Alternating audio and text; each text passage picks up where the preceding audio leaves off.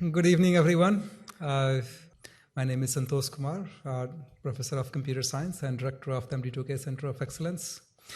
I would like to have the privilege of introducing our guest, Dr. Leroy Hood, and briefly introduce his talk and then turn over the mic to him. So I asked Dr. Hood about his bio as to what he would like me to cover. He mentioned only a few things, but I'm tempted to cover majority of it. I just love the amazing accomplishments that he has, and we are so privileged to have him on our campus. So Dr. Leroy Hood graduated from the Johns Hopkins University School of Medicine in 1964, before I was born. He received his MD from Caltech and a PhD in biochemistry and finished all of that before I was born. And after 3 years as a senior investigator at NIH, his academic career began at Caltech, where he and his colleagues developed the DNA gene sequencer and synthesizer, and the protein synthesizer and sequencer, 4 instruments that paved the way for the successful mapping and understanding of the human genome. Wow. So that he is really one of the very early pioneers of this technology that we consider state-of-the-art today. Pillar in the biotechnology field, Dr. Hood has played a key role in founding 15 biotechnology companies, including Amgen, Applied Biosystems, Integrated Diagnostics, and most recently, Arivale. He is one of the rare individuals who is a member of all 3 National Academies: National Academy of Science, National Academy of Engineering, and the Institute of Medicine. So he is a recipient of numerous national and international awards, including the National Medal of Science from President Obama in 2013. He has been named by the Best School as one of the 50 most influential scientists in the world today, and Scientific American named him as one of the top 6 in their selection of 100 biotech visionaries worldwide. So his vision of P4 medicine, which is the predictive, personalized, preventive, and participatory medicine, was the foundation of our MD2K Center grant application, and that has been a guiding force for us since then. Since our starting off MD2K, he has expanded this vision to that of the 21st century medicine. That's what he will talk to us today. We are so privileged to have him among us, and a big hand of applause for Dr. Hood. Thank you. Well, it's a pleasure to be here. I'd like to give you my view of medicine of the 21st century. And I think it's going to lead to enormous opportunities for an institution like the one you have here in Memphis, because it's going to require technology, good fundamental biology, and analytics. And that's the heart of what I see as 21st century medicine. So I thought what I'd do to frame the discussion is give you a little bit of my history in thinking about human biology. I went to medical school not to practice medicine, but rather to learn about human biology and human pathology. In fact, everything I'm doing today, essentially the interest was activated in medical school. But when I went to Caltech as a young assistant professor in 1970, I was really impressed with the enormous complexity of the human organism. And I was really impressed with the fact we could make very few measurements on that organism. You know, if you go to a doctor's office and he does a physical and examination, he does 10 or 20 chemistries, that doesn't begin to touch the dimensionality of what the human being is with regard to wellness and or with regard to disease. So I decided that I would really think about ways that we could push forward making denser measurements in human beings. And I'm going to talk about 7 paradigm changes that I've been involved with through the course of my career. They all focused on dealing with this problem of human complexity, but they also framed how I thought about 21st century medicine. And the first you've heard about, bringing engineering to biology. So we, over the years, have actually developed 6 instruments to read and write DNA. And I'll tell you, when I went to Caltech in 1970, I'd been there but 3 years when my chair came into me and said, you know, I come to make the strongest recommendation about giving up all this engineering and just focusing on your biology. And I said no, it was going well. I wasn't going to do it. But I asked him 25 years later why he did that. And it was because the senior scientists, professors at Caltech, felt engineering was an unseemly operation to have in biology. And they'd suggested moving me to engineering. So anyway, that was, I think, an interesting footnote. But what did these instruments do? They did 2 really important things. One, they did open up the door for high-throughput biology in human beings with automated sequencing and automated protein analyses. Number 2, they began the accumulation of data that led to big data and its analytics. And high-throughput biology and data analytics are really critical parts of medicine of the 21st century.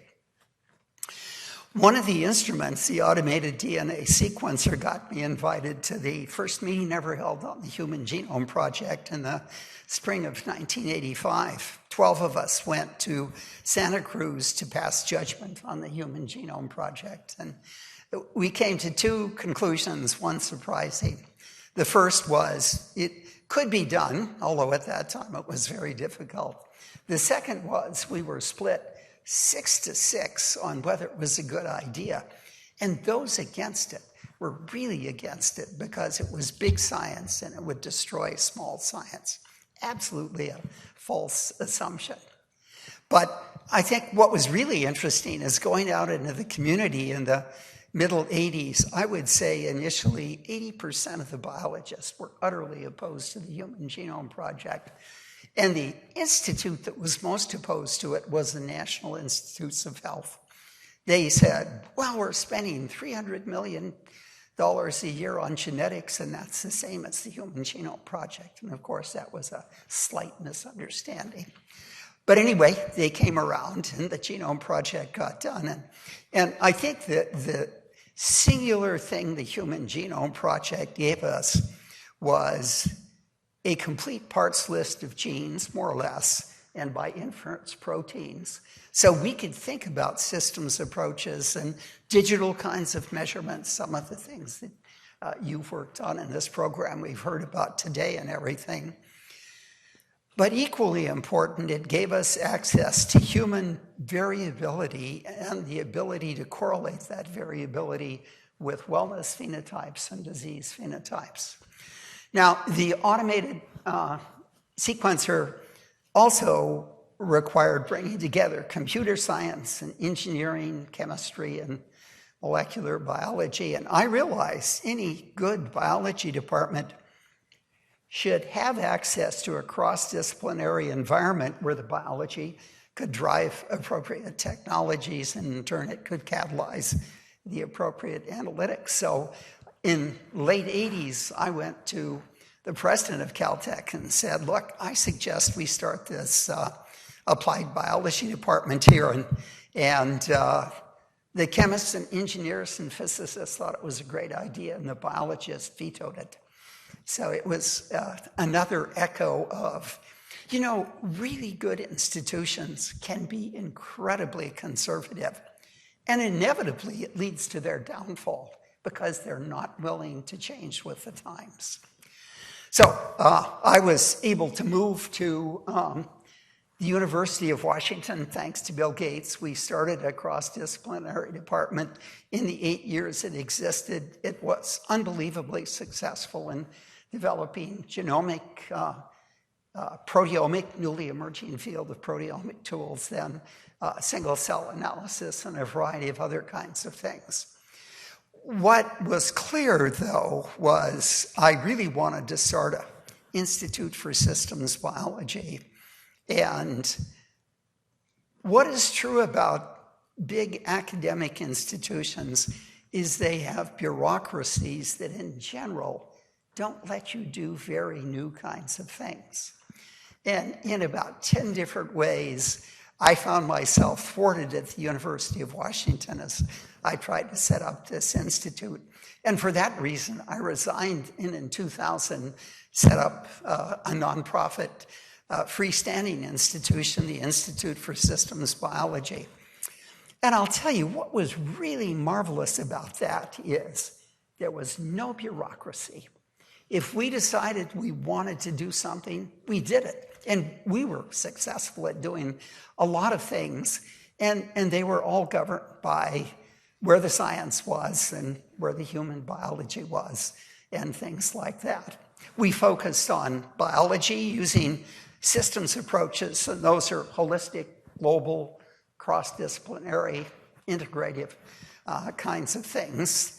And we attacked medicine with these systems approaches. And in many ways, with regard to this lecture, the most interesting thing the Institute did was to conceptualize two of the concepts that were really key for 21st century medicine, namely a systems approach to disease, and we call that systems medicine, and the conviction that the healthcare should be predictive, preventive, personalized, and participatory. One of the really interesting implications of P4 medicine, if you think deeply about it, is that healthcare should have two domains. One, wellness, the other, disease. And at that time, disease constituted 99.5% of the healthcare system. Today, it probably constitutes about 98% of it, frankly. So we haven't come very far. But in thinking about how you could legitimize wellness, what we decided to do in 2014 was to create a pilot project with 108 of my friends where we used very dense phenotyping in a longitudinal manner across the course of the year to instantaneously at each of those time points make an assessment of how well the individual was. And we'll talk in detail about that because it was very successful. So successful that at the end of that year, we started the company Arivale, which brings scientific wellness to the consumer.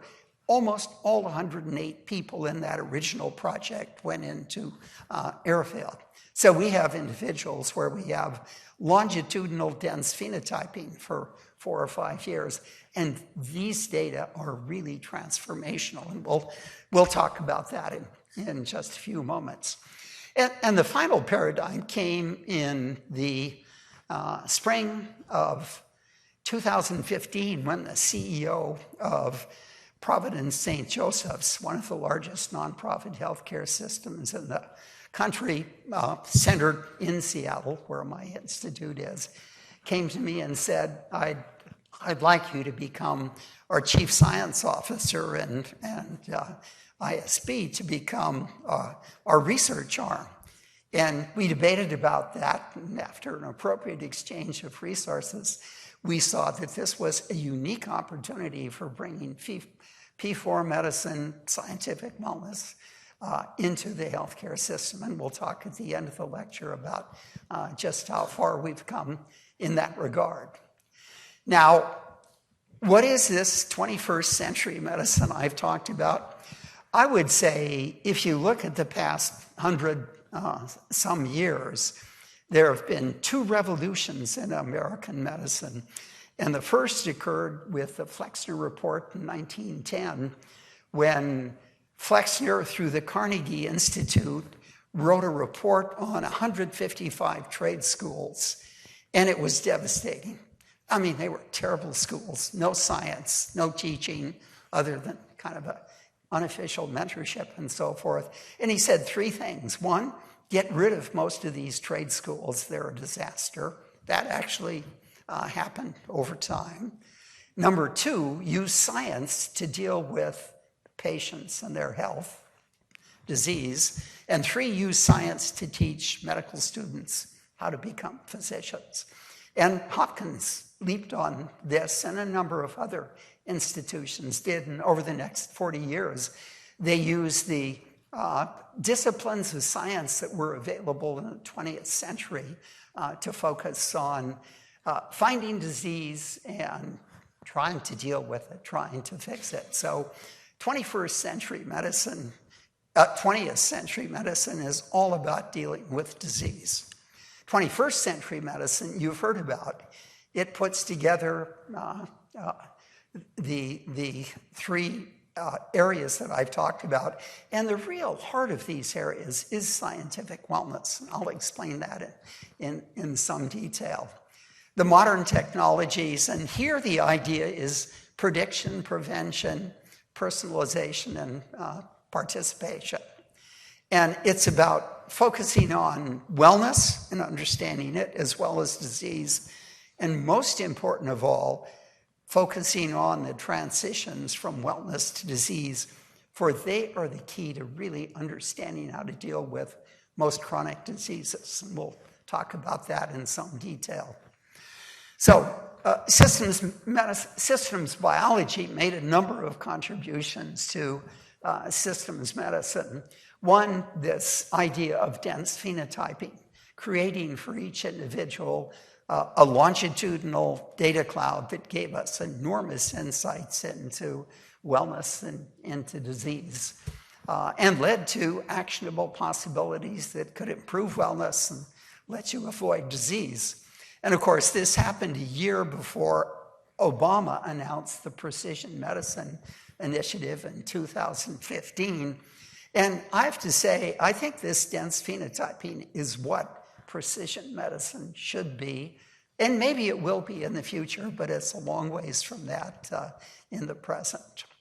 The second thing systems biology brought was the idea that biological networks are the informational architects of development, physiology, aging, and if disease perturbed, they cause disease. If you can compare relevant disease perturbed and normal networks, you can get new insights into biomarker discovery, the identification of drug targets, and fundamentally the understanding of disease mechanisms. And I'll show you some illustrations of this later. We've done an enormous amount of technology development at ISB, and I'll just give you a really high-level approach to some of the things we've done. So that one of the essential principles of systems biology is that biology is an informational science. And if you think about information, either at the network level or whatever, it is quantized and hierarchical. So we've looked at developing techniques to be able to do single molecule analysis. And I'll tell you, what's really going to revolutionize biology is the use of nanopores, electronic detection, the ability to sequence DNA, RNA, and proteins at the single molecule level equally effectively. We'll have that in 10 years. The human genome will cost well under $100 then. And you'll be able to do it in 15 minutes because you can parallelize these systems. Single cell analysis, it is equally important. It is fundamental to the deep understanding of most biological mechanisms. You'll never get deep biology from averaging populations of cells, just like you'll never get profound medicine by averaging populations of human beings. You have to look at them person by person or cell by cell to understand what their contributions are. Jim Heath at ISB has developed a beautiful technique for looking in a relatively short period of time at 10,000 individual T cells, analyzing 40 proteins, and with that, you can make decisions about whether immunotherapy will or will not work beautifully. We've developed organ-specific blood proteins that let us analyze all of the major organ systems beautifully. And finally, we've looked at the individual humans with these data clouds, and we'll talk in some detail about that. So by 2014 or so, a lot of these things had come to head beautifully. What I had the really good fortune to do in 2007 was meet the Minister of Economy for the state of Luxembourg, and he had decided that he wanted to transform Luxembourg's economy from a 90% dependence on financial service to bring in healthcare and biotech. So he had me write a proposal to help them do that, and I wrote a proposal which on the one hand built a systems biology institute at the newly minted University of Luxembourg that's turned out to be incredibly successful. But what I asked in return was $100 million over 5 years to develop the tools and the technologies of P4 medicine. They actually gave it to us. So that's why in 2014, there were these convergences that were interesting: systems biology, scientific wellness, digital health, what you're talking about here, big data and analytics, and social networks. And what they did for the first time is really articulated the striking differences between P4 medicine and contemporary medicine. One, it's proactive. Two, it's focused on individuals and not populations. Three, it studies wellness and disease, not just disease. Four, it's all about this dense phenotyping, these personal data clouds, because those clouds can powerfully give you the integration of what your genetics does to your health and what your environment and lifestyle do to your health. And finally, we realize that the way they do clinical trials today is utterly fatally flawed. So you take 20,000 individuals, give 10,000 a cancer drug and 10,000 a placebo, and you gather the average data. But the fundamental assumption on those trials is each object is identical in the trial. Humans aren't identical. They differ genetically and environmentally. So what P4 says is we'll have 20,000 individuals, each with their unique data cloud, and we'll segregate those individuals according to the questions we want, but the analyses are always done on the individual and not on the average population. So we've shown, for example, that the data clouds have a real power in distinguishing in clinical trials individuals that respond to the drug from those that don't. So biomarkers to identify who is a drug responder. And that turns out to be important when you look at the top 10 selling drugs in the US today. The orange individual is a responder, the blue, non-responder. The best response is 1 in 4, the worst response is 1 in 25. 95% of the money spent on drugs is wasted, and the individuals without benefit are exposed to the toxicity. So with P4 medicine, and I'll talk about this a little later, we can do a trial to identify biomarkers that distinguish the responder, and you can do that with 50 people. And then we can do a second trial with 50 people, all of whom are responders, so you get a 98 or 100% response, and the FDA will give you drug approval if you get those higher numbers, as Genentech demonstrated with Herceptin. So as I said, there are these two domains in healthcare, wellness and disease, and I would argue that wellness is going to create a whole new, scientific wellness is going to create a whole new sector in the healthcare economy, which over the next 10 to 15 years will exceed in market cap that of the old disease industry as we shift resources appropriately from from disease toward wellness and all. The importance of wellness is really interesting. There have been a whole series of studies, one done in 2007 that statistically argued half of the kids born in that calendar year would live to be 100. So the question is, what's the quality of their life in the last 35 years? And I'll tell you, with 20th century medicine, it isn't going to change at all because the focus is not on wellness. And that's why one of the reasons we started this 108-person scientific wellness project in 2014 with, I did it with Nathan Price, a colleague at ISB. And again, the determinants of health, 30% is genetics, 60% is lifestyle, environment, 10% is the healthcare system. And these data clouds are exactly what we need to make the two major assessments. What we did was a complete genome analysis for each of the 108. Then we took blood samples every 3 months and analyzed about 1,200 analytes, proteins, clinical chemistries, metabolites. Every 3 months, we analyzed the species present in the gut microbiome. And then we used the Fitbit and other devices to get quantized self-data. And those created a data cloud, which, if appropriately analyzed, allowed us to identify actionable possibilities.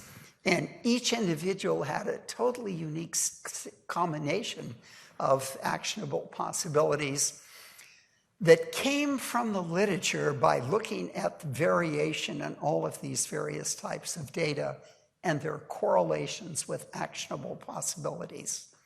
And we'll talk about that in just a moment. What was really critical is we recruited, in this study, one scientific wellness coach who every month dealt with each of the 108 pioneers. She was trained in psychology, so she extracted their healthcare objectives and placed the actionable possibilities in the context of those healthcare objectives. And this coach was absolutely spectacular. She educated the pioneers about wellness. We had a 70% compliance on actionable possibilities, and she was key to really recruiting almost all of these people to stay on when we started the company Arivale, which we'll talk about in just a moment. The first blood analysis we did showed how far short these people were of being well. So 91% had nutritional limitations, 68 inflammatory complication, and that was generally from diet, not from infection.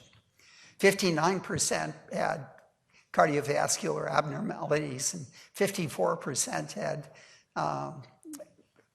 diabetic abnormalities. In fact, 53 were pre-diabetic, 8 were moved to normal at the end of the year, and the others moved over very close to normal. But here are a list of just a small number of the big total of actionable possibilities. So we can determine genetic risk, as I'll discuss in a few moments, so we can track people who are at risk for chronic disease. There are 59 variants that there are actionable possibilities you can do things about. Genetics actually can determine what is the most effective diet for you and what is the most effective exercise for you. And there are more than 300 variants that predispose to athletic injury, which, if you know about exercises, generally can circumvent the limitations, and on and on. And I'll give you an example. I was one of the 108 pioneers, and I also in Arivale now. Losing weight turned out to be very easy, and part of it had to do with exercise. And one sense of success is I have now a resting pulse rate of 42. I'll bet there are very few people in this room that can match that. But we'll see something interesting about that in a moment. I had a really interesting experience with vitamin D. Mine was very low, as were 91 of the 108 individuals. And so we thought, this is simple, 1,000 international units, and we'll elevate everybody up to normal.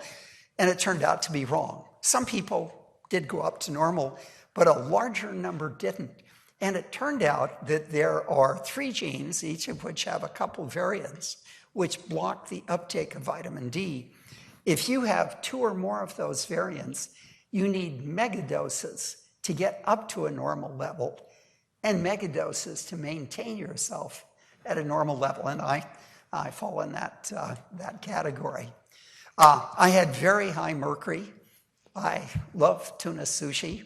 When I substituted salmon for tuna, my mercury level came right down. So I warn you, any of the high-end fish, and the worst are swordfish, shark, and tuna. Those are the highest ones you have to worry about. Inflammation, I dealt with diet. I'm a heterozygote for ApoE4, which is the risk gene, both for cardiovascular disease and Alzheimer's. And I'm going to talk about Alzheimer's later. I'll tell you what you can do about that. I had cardiovascular and prediabetes chemistries that improved. But let me give you an example of what digital health can do for you may not have thought about. So on the y-axis is time, on the x-axis is pulse rate. And so my resting pulse rate is about 42 or so. And that little blip there was an airplane flight that I took. And then about a week later, I started to get the worst flu I've had in probably 30 years. And that I got worse and worse for a week. And then my pulse turned around just when the flu broke. But it took 2 or 3 weeks to get back down to my lower level. And again, those little blips were airplane and so forth. So you can use digital devices in correlation with phenotype to really see amazing things. And I'll tell you, both for airplanes and for getting sick, this has been absolutely pathognomonic for me. So anyway, I would say the pioneers in this first-year study had 3 fundamental insights. They loved the idea with information they could make their own healthcare decisions. They came to realize that your genes aren't your destiny, just determine your potential. And for many things, you can circumvent genetic limitations. But most important was the idea they realized most of them weren't all that well. There were a lot of things you could really do to improve your wellness. And those things were quantitative things that came out of the blood analytes and the gut microbiome and so forth. They aren't the things you get just doing diet, exercise, proper food, and sleep. You have to go well beyond that to reach the potential you have. I would say the average person in a staircase of wellness would be down toward the bottom, and of course, each actionable possibility can elevate you a bit. What we've found is data are increased, the number of actionable possibilities are increasing exponentially because we're putting together different types of data and being able to make very sophisticated recommendations. For example, the vitamin D. You had clinical chemistry measurement of vitamin D, and you had genome variant analyses, and putting those together, you'd make predictions of the megadose requirement. So our aspiration is that individuals can be elevated through these actionable possibilities up to Eric Topol's elderly. So these are people that are in their 80s and 90s, have never been sick a day in their life, have never taken a drug, never been in a hospital, and they go into their 90s mentally alert and physically active.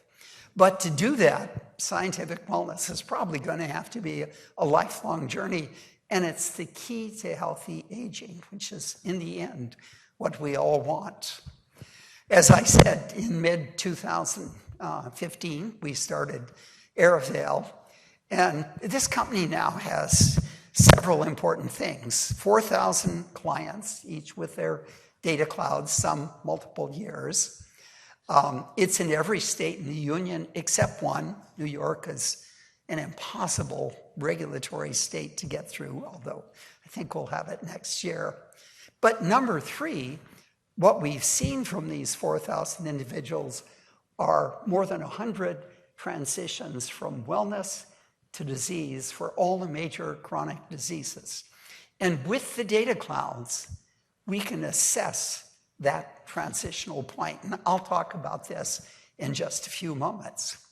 So this dense phenotyping, these personal dense dynamic data clouds, I've hearkened to being like the Hubble telescope in the sense that they give us the ability to look at human wellness and human disease with a resolution we've never had before. And I'll show you examples of that now. So the first thing is in the 108 pioneers, we were able to demonstrate if you took data bits from each of the 6 major data types, you could identify 3,500 statistical correlations, positive or negative. And this was with multiple hypothesis testing. And now that we have 4,000, we get exactly the same kind of results there too. But what they revealed is there are relationships between biological systems we had no idea were ever connected. Now, if you just took those statistical relationships, they looked like this hairball on the left, and you wonder what you could get out of that. So what we did was to create a computer program which said, we'll cut the edges that represent the lowest statistical probabilities. And what that quickly brought into focus were 70 multi-omic functional communities. They correlated with physiology or they correlated with disease just beautifully. And here's an example of one of those communities exploding out. So this is a total cholesterol community. There are 15 associated molecules in that community. Vitamin E was one, and thyroxine was another. It was negatively correlated. And it turned out, interestingly enough, Lilly is making a drug out of thyroxine for anti-LDL, reducing LDL cholesterol. We've looked at a number of these communities now, and we found 9 other interesting candidates where pharma is already making drugs out of them. And we found about 150 potential candidates that are sitting there waiting to be made into drugs. So it's a completely new approach to looking at drug target discovery and biomarker discovery as well. But the really important thing is to understand the associations we see here.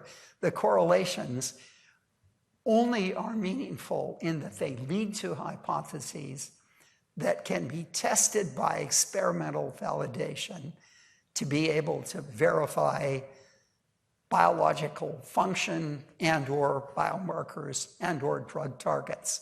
The correlations alone don't do it. You've got to do the biology to test these things, and we're beginning to test a lot of things in this regard.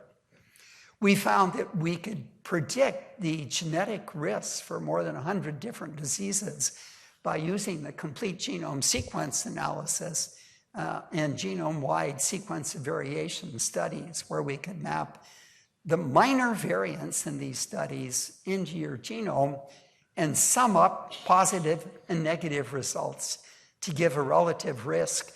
And the status of that relative risk was determined by taking 2,000 normal individuals and putting them through the same analysis and then mapping each of the individuals as to the location on that, more or less normal distribution. So low risk, high risk, medium risk. And the reason this is important is we can then follow individuals at high risk for common chronic diseases, and we can initiate the treatment once the transitions occur. Now, there's another really important subtle point that is possible too. So here's a distribution of the 108 individuals we analyzed with regard to their risk for LDL, high levels of LDL cholesterol. And what we see is LDL cholesterol maps beautifully into that increasing risk level. What statins operationally do is bring that LDL cholesterol down, and operationally, they really reduce your risk for that whole disease. Almost every disease we've looked at has analyte correlations like this, And this is inflammatory bowel disease, where increasing genetic risk on the y-axis is plotted against levels of cysteine. And you can see a dramatic decrease in cysteine levels. And the reason we think that's important is cysteine is important in creating a compound called glutathione. And that's absolutely critical in dealing with oxidative states, reducing them. And of course, it's the oxidative state that triggers inflammatory bowel disease. So the interesting question here is, if we gave these high-risk individuals cysteine, could we convert them to a much more immediate risk for the disease? So we'll be testing some of these kinds of ideas in the future. Now, one of the things I find most fascinating of all is we can use these data to determine your biological age. That's the age your body says you are, as opposed to your chronologic age. That's the age your birthday says you are. And of course, what you'd like is your biological age to be much younger than your chronologic age. So how do we do that? We took the 3 classes of analytes and we looked at the variability with which they were expressed every decade from 20 to 30 up to 80 to 90. And we saw that there was a linear increase in or a loss of control in the expression of these things with very, very wide error bars. And it's those wide error bars, and I won't go into the details, that allowed us to say, if you're at the low end of one of these wide error bars, you're 20 or 30 years younger than your biological age. And we did fancy statistics, which I won't get into. But what I will say is, one, we could show beautifully in the Arivale population that individuals that had diabetes and cardiovascular disease had significantly higher biological ages than normal. Number 2, we could take the extreme ends of the Fitbit activity levels and show highly active people had lower biological ages than the sluggard. So, and number 3, if we looked in the Arivale population at individuals that were 5 years or more, their biological age was 5 years or more older than their chronologic age, we could show that for every year they stayed in the study, their biological age came down on average a year.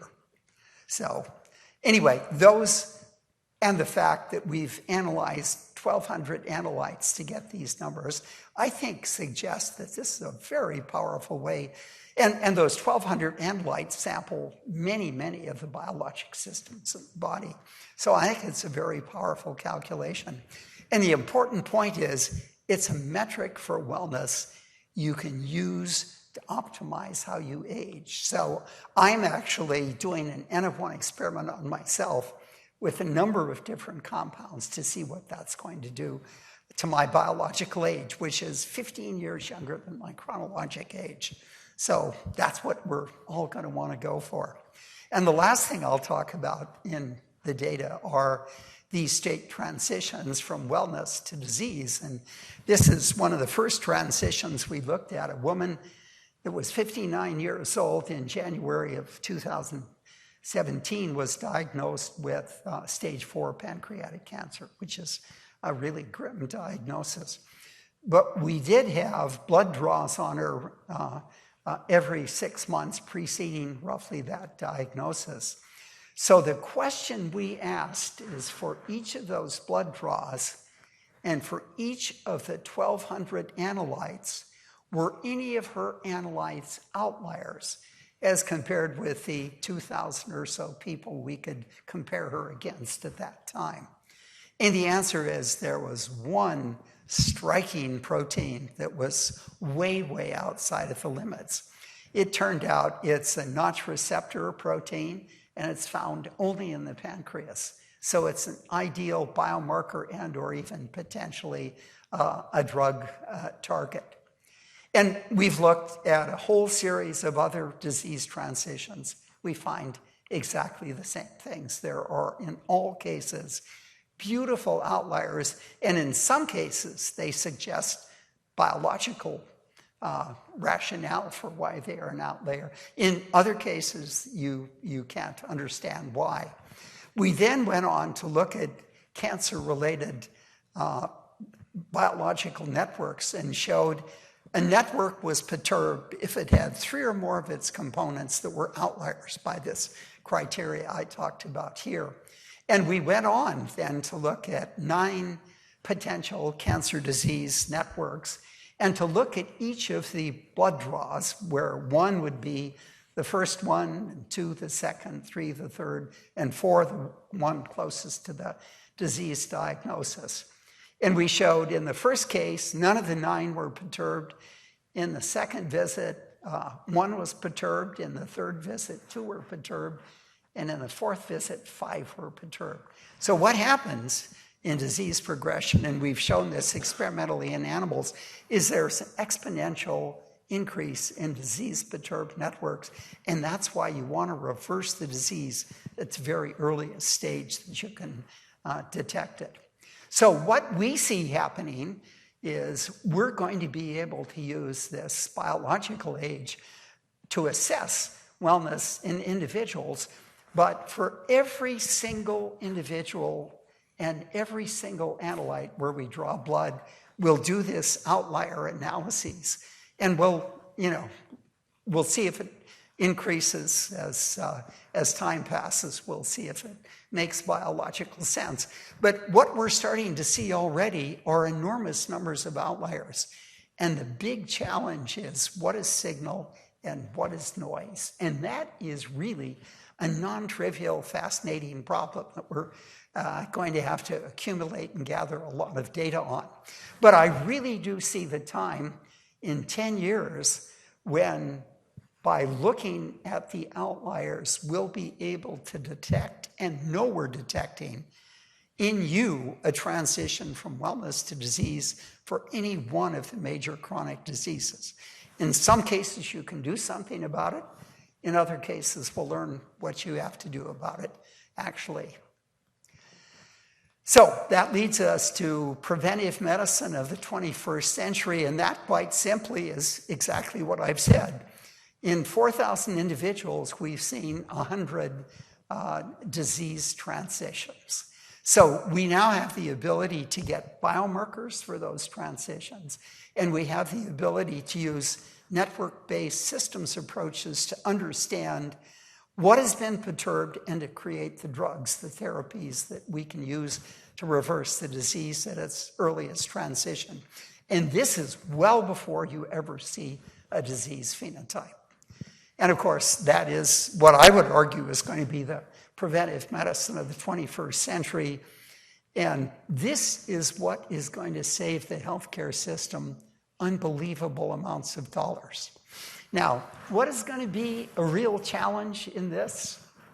There are a lot of healthcare systems that make a lot of money off of Alzheimer's and cancer, and if you can treat them trivially and easily and effectively early on, they're going to have to rethink how they make money and what they're... So it presents interesting problems.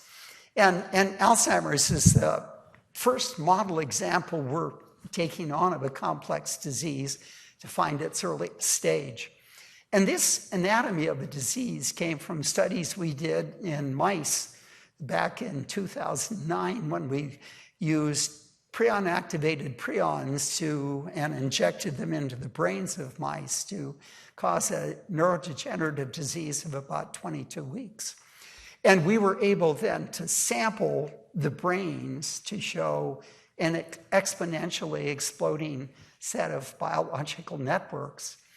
And we were able to demonstrate beautifully in the blood that at a very early stage, we could see transitions from wellness to disease in these animals.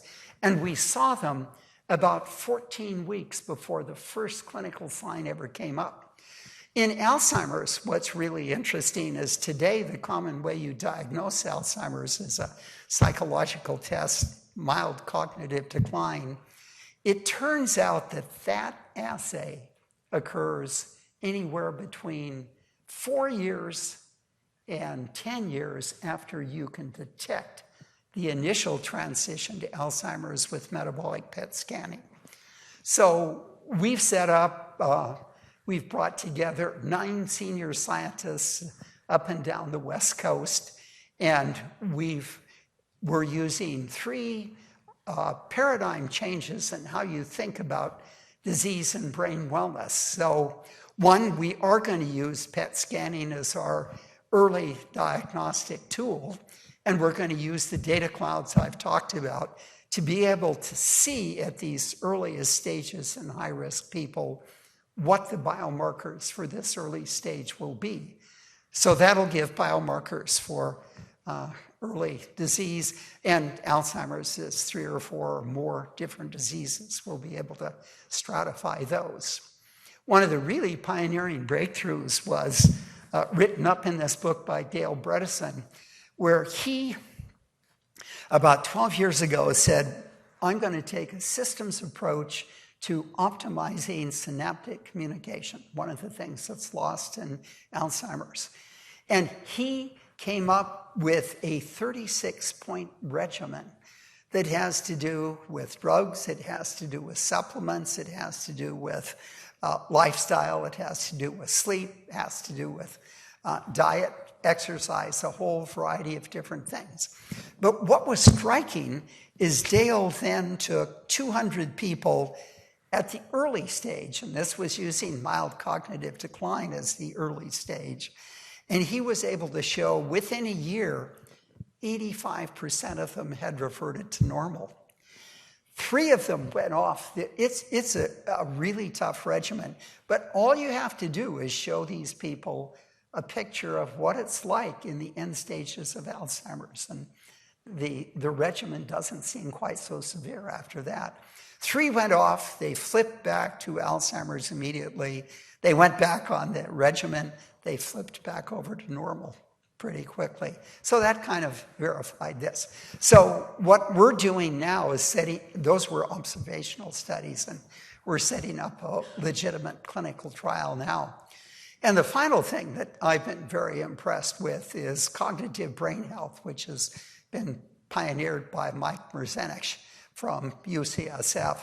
And basically what he's been able to demonstrate is that you can use computerized games both to diagnose the loss of cognitive brain function and other games to regain those functions. He shows that the ordinary individuals go to a maximum of brain cognition in their late 30s, and almost all of us decline thereafter. What he demonstrated beautifully with an 80-year-old is with these tests, he could bring them up to what he probably was in his late 30s. So the brain is enormously flexible as long as you haven't lost a lot of neurons. So we're going to fold this into clinical trials with this multimodal approach, and I think it's going to be very powerful, and we already have one small clinical trial going on at one of the hospitals in the Providence St. Joseph's system. And we're setting up in Seattle an Alzheimer's clinic where we're going to be able to do N-of-1 studies on individuals using these approaches. And I'm now going to show you the latest company I started called Concilium, and this is a company that's all about an expert system for diagnosing disease. And it really started in 1955 when AI really got defined at the math department of Dartmouth, and they had a bunch of computer scientists, specialists there. And it was clear that there were 2 major types of AI. One was deep reasoning, which is the expert systems kind of thing. And the other was deep learning, which is using machine learning to look at a lot of data, make statistical correlations and the like. So what Concilium is really solved the problem of deep reasoning, and I don't know of anyone else who's really done this so far. And I'll show you what it can do in just a moment. But what we're planning to do is join this Concilium platform together with a ISB to be able to join for the first time deep reasoning and deep learning. And we plan to do that using deep reasoning, that's Concilium, the deep clinic, that'll be at Providence with experts in Alzheimer's and so forth, and at ISB with the deep learning and so forth. Whoops. So here is the machine.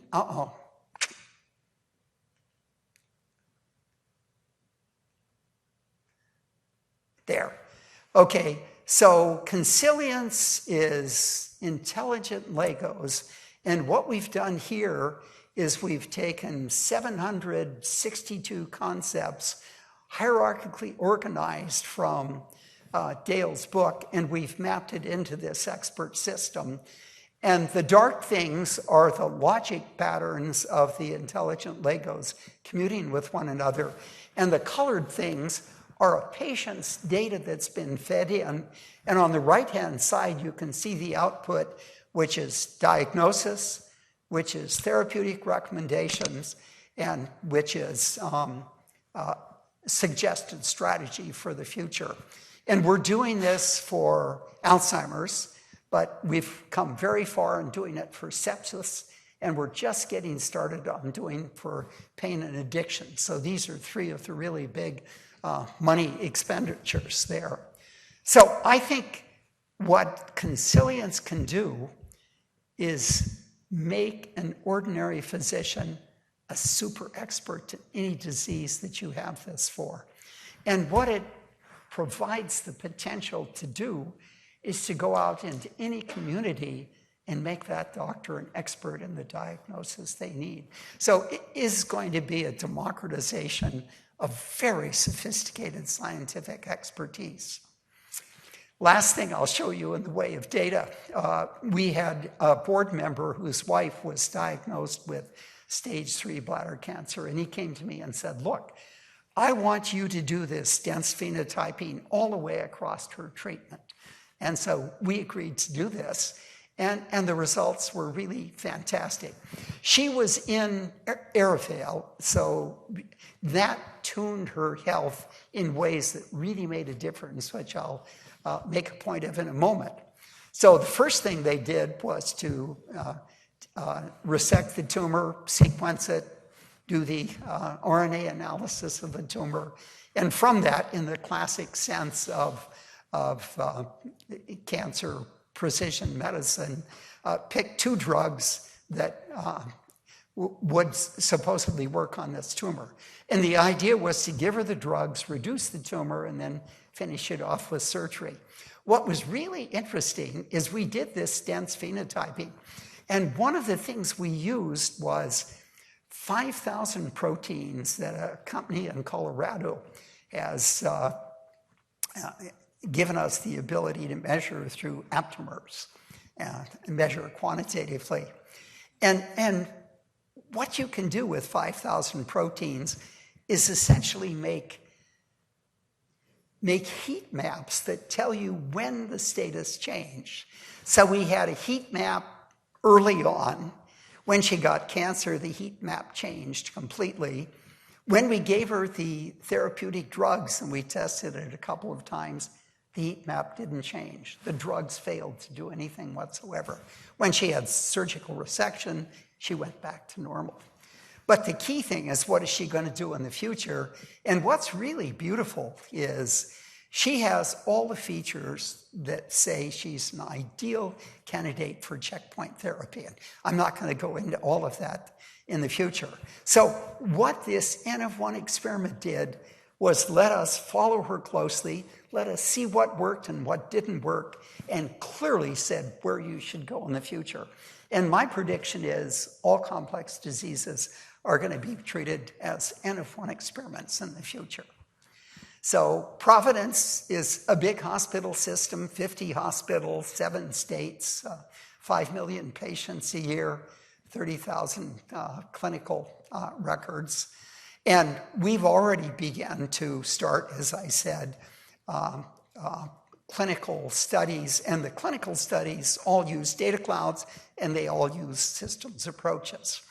So what is the challenge for scientific wellness? One is the cost of the assays, and it's where you guys could help us by, and Jim Heath is really pioneering miniaturization of analyte assays and things like that. Payer support, I think the clinical trial is going to talk about in a moment, is key there. Scaling of coaches, I think in the end, we're going to use avatars to enormously amplify what coaches can do, and we're talking with Amazon about that. And finally, how do you recruit individuals? And that has to do with education, and we're actually working on a 4-module P4 program that's going to be the basis for a high school year-long class that teaches students about 21st century medicine, basically. So, but I'll say the other thing for scientific wellness is leadership. And I think most CEOs in most healthcare systems are utterly myopic and totally focused on the bottom line dollar, and they don't recognize healthcare is going to change dramatically, and if they don't change, they're going to be left behind. But they can be hard to persuade. So at Providence, we've taken 1,000 employees and put them for 3 years in the Arivale program, comparing them with 1,000 untreated employees.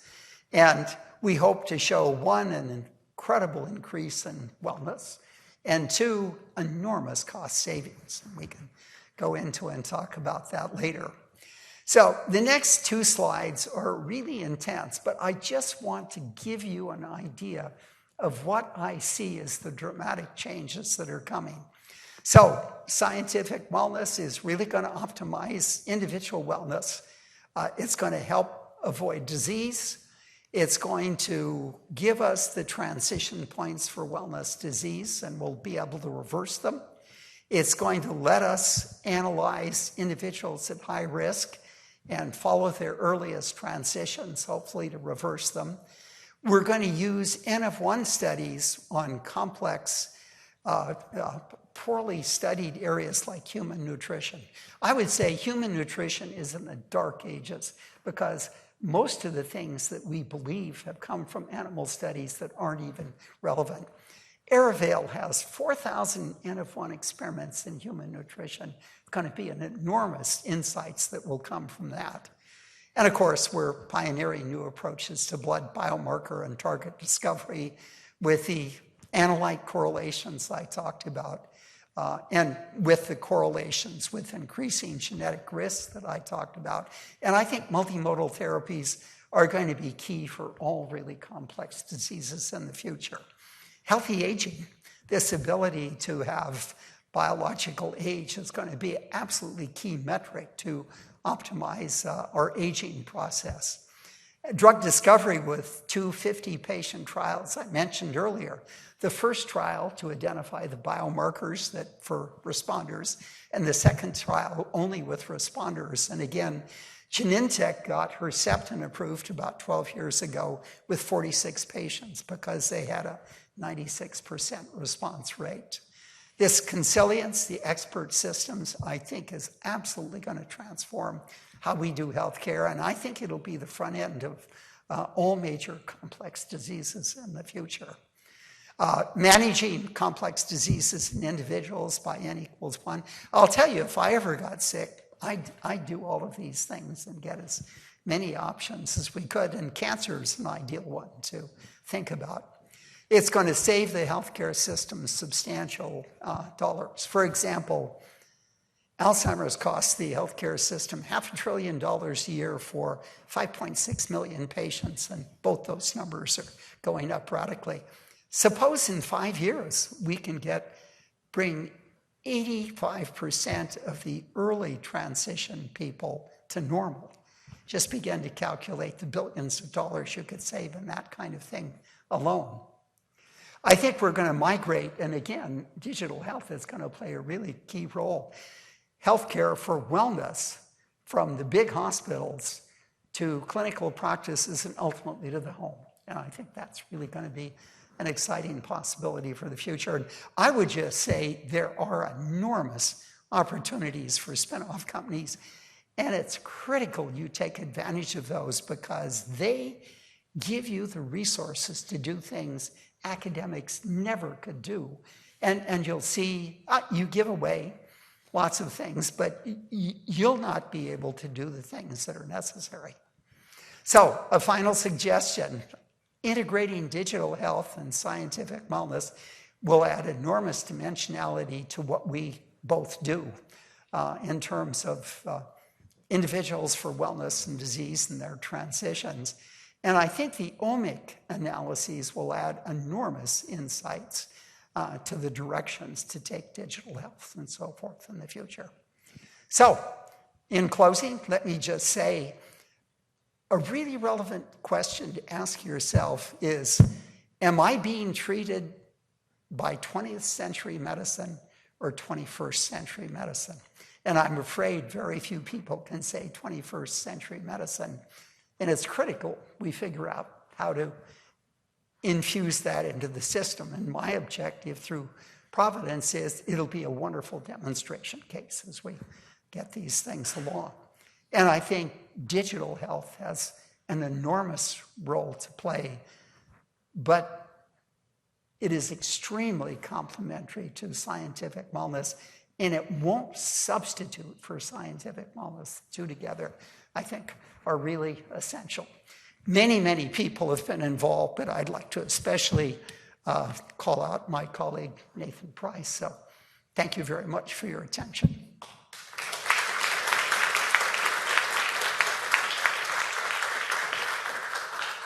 Now, I don't know what do you want questions or? Maybe one or two questions, and then Dr. Hood will be joining us for reception. So rest of the questions we can take when at the reception. So. Yes. I've heard a lot from people who are going in for what they think of as concierge health care, which is really 20th century medicine for a lot of money. It's 20th century, that's Yes. right. Yes. It's not 21st century. Is Arivale ready for them? Would they naturally go there if they knew about it? Well, I'm really urging them that some of the best possible customers for Arivale are going to be in executive health treatment, concierge kind of medicine. We have one very good one in Seattle that served a lot of the Microsoft people. The trouble with it is they're afraid of us. They're afraid they'll just be overwhelmed by, and I tried to argue there's real complementarity because they can do things and exercise and diet and things like that. But, and you know, the same is true with scientific wellness and the physicians of about a third of our customers in Arivale.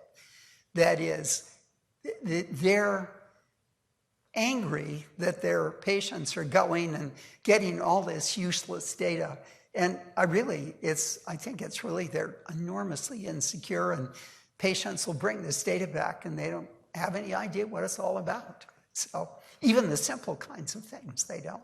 So I think a really key thing is to argue scientific wellness is going to extend enormously your ability to be a good physician. But you do have to understand what it can do and how you can place it in your practice.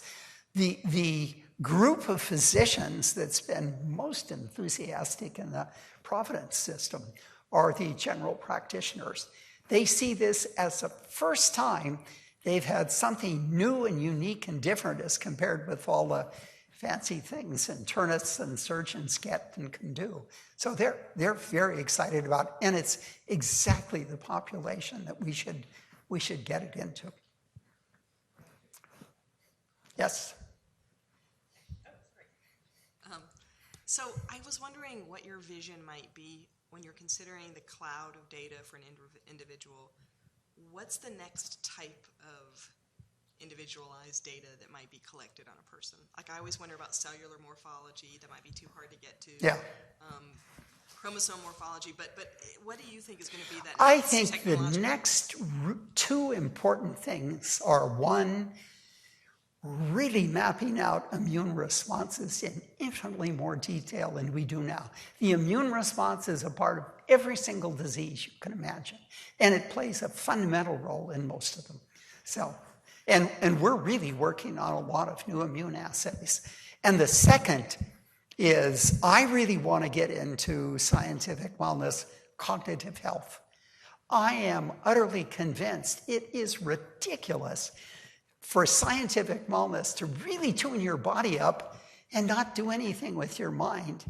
And, Mike Merzenich always makes the point, you worry so much about your body, you worry about cardiovascular disease, you worry about diabetes, you never even think about your brain, but your brain is kind of fading away when you could change that completely.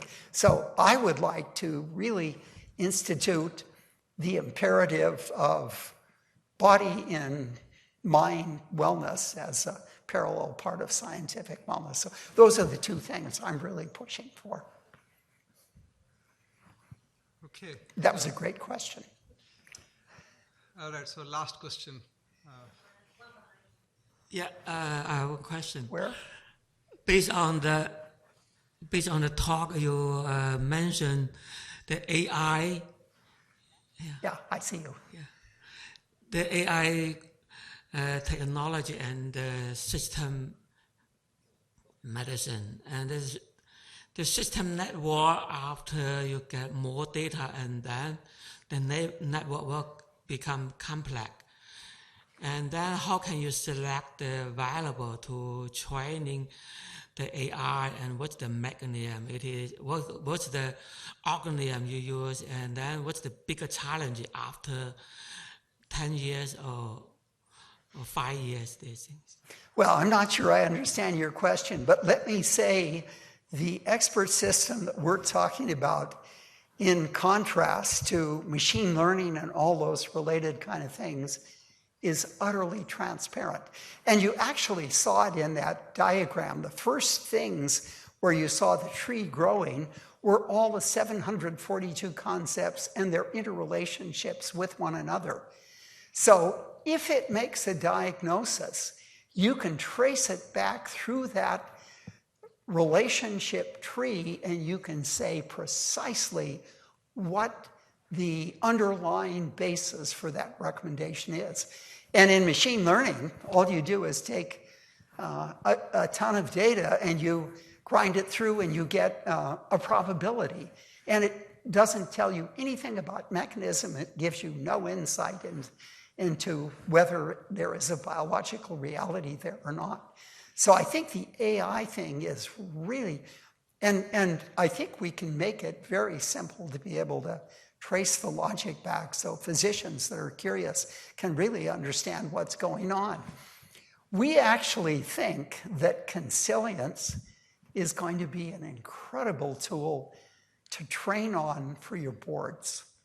I think it'll give, now the boards may be way behind Concilium. That might be a problem, but it will have the most up-to-date responses to disease by leading physicians. And we're going all over the country to pick out the people that are going to be our partners in fine-tuning of Concilium for pain and addiction or whatever. So. Concilium data is open for public, the open. Let's take that offline during the reception.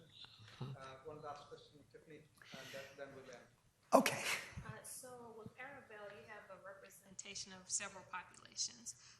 We do know that minorities have higher rates of high blood pressure, diabetes, obesity, heart disease. Have there been any interesting findings that may contribute to the overrepresentation of minorities in this space? No. Look, with Arivale, the driver right now is economics. Mm-hmm. That is, the assays cost too much to get into lower socioeconomic groups. We think in 10 years, the assay costs will be 10% of what they are now. So but the key thing is to get into insurance. Once you get into insurance, then you can be much more democratic. But we have poor populations can't afford scientific wellness at this point in time. And each of the Arivale pioneers pays for their scientific wellness outside of insurance. Okay, so let's thank Dr. Hood for